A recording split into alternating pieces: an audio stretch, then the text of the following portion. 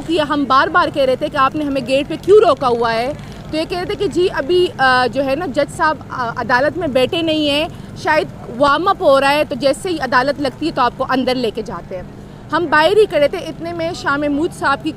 جو بیٹی ہے وہ ہمارے پیچھے باہر آئی اور انہوں نے کہا جو اس کیس کا سب سے پرنسپل وٹنس ہے اعظم خان صاحب، ان کا ڈیفینس کونسل نے کراس کر دیا ہے اور جج صاحب کو بتایا گیا ہے کہ وکیل نہیں آئے۔ ہم گیٹ پہ تقریباً 10 بجے تک انتظار کرتے رہے، پھر ہم نے شور شرابہ ڈالا تو اس کی وجہ سے ہمیں اندر الاؤ کیا گیا۔ جیسے ہی ہمیں اندر الاؤ کیا گیا تو بتایا گیا کہ جی اعظم خان صاحب کا تو کراس ہو گیا ہے، روڈ ڈیفینس کونسل نے کیا ہے۔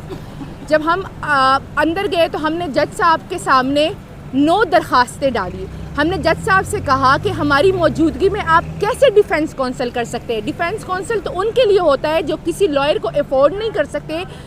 فائنینشلی، یا پھر کوئی اور مسئلہ ہو اور وہ جو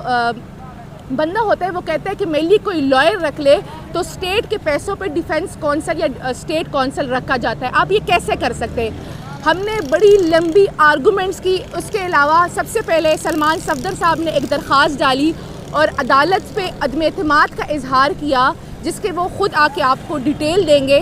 لیکن ہماری 9 درخواستوں کو ریجیکٹ کیا گیا اور ہمیں کہا گیا کہ آپ اس کیس میں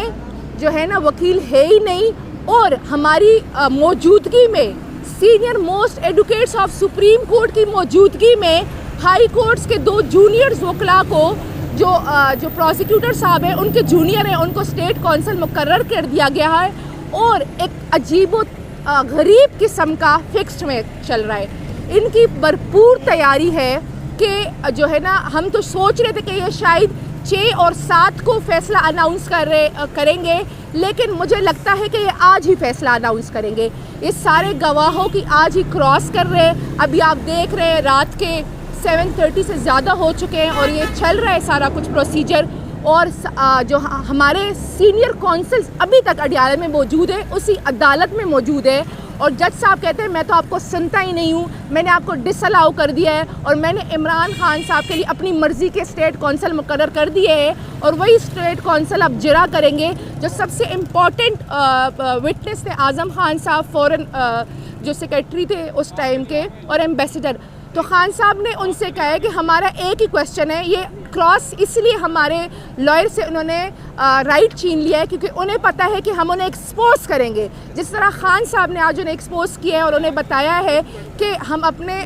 کراس میں جنرل باجوہ اور ڈونلڈ ڈو کو بھی بلائیں گے۔ اس کے علاوہ میں آپ کو بتاؤں کہ توشہ خانہ میں بھی ہم سے جو کراس کا رائٹ ہے وہ انہوں نے چھین لیا ہے۔ ہمارے دونوں سینئر کونسل نذیر صاحب اور شہباز کوسہ صاحب جو اپنے فادر کی کمپین چھوڑ کر آج آئے تھے کراس کے لیے، ان کی موجودگی کے باوجود جج صاحب نے ہمارا رائٹ کلوز کر دیا ہے، اور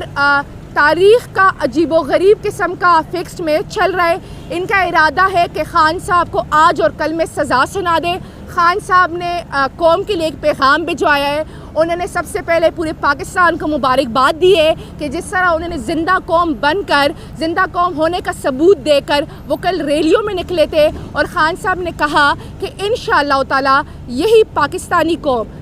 8 فروری کو بھی نکلے گی، اور خان صاحب نے کہا یہ ایک فکسڈ میچ ہے، یہ چاہے جو مرضی کر لے، یہ سزا سنائے تاکہ عوام میں مایوسی پھیلائے۔ آپ نے بالکل بھی مایوس نہیں ہونا، اور آپ نے 8 فروری کو بھرپور طریقے سے نکلنا ہے کہ انہوں نے یہ جو فیلڈ بنانی ہے یہ عوامی طاقت سے ہی ہم یہ فیلڈ اکاڑ کے پھینک دیں گے۔ بہت شکریہ۔